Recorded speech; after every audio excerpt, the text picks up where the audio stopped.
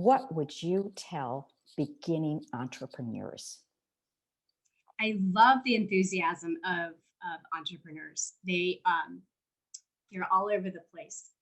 But what I would tell them is make sure that you talk with SCORE. SCORE is a free mentoring service. Make sure you talk to the SBDC. Just get your ducks in a row, and then go launch. I also know that a lot of small businesses, they might sit there and go look at their business cards for 4 months. Just jump in the water, go, because you're going to constantly be changing them. I've been in business over 25 years. I'm still changing things. You know, I think one of my biggest tips would be just do it. I part of my mission in my life is to encourage people to start their own business. It has been one of freedom and designing my own life. So really look at why you want to start your business. There's a great values assessment test that I took many, many years ago. And the top priority for me is freedom. So all of the choices that I have made regarding, oh, am I going to have an office or am I going to have a virtual office? I've said, well, if I have a physical office, that means I've lost a lot of my freedom. And so being newly divorced in 1997 with a very young child, I had to figure out a way to work from home, and it was wonderful. So we've been virtual 25 years. We were in the cloud in 2004, 2005, before people even knew what the cloud was, but all of my team understood it, and it all boiled back down to I still have my freedom and I still have my number one priority to raise my daughter.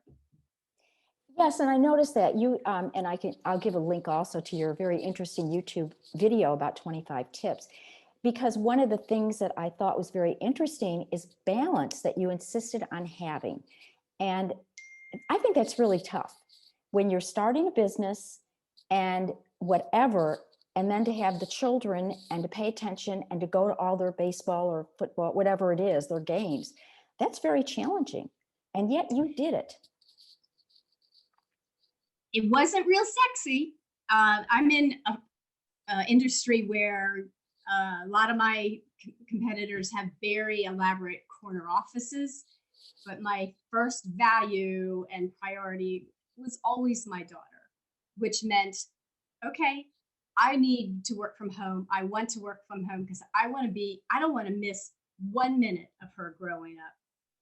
So, yeah, we didn't drive the most expensive car, and we didn't have real elaborate things in the beginning, but it didn't matter. I was able to really focus on her. I would work before she got up, and then she would go to school until like 2 in the afternoon.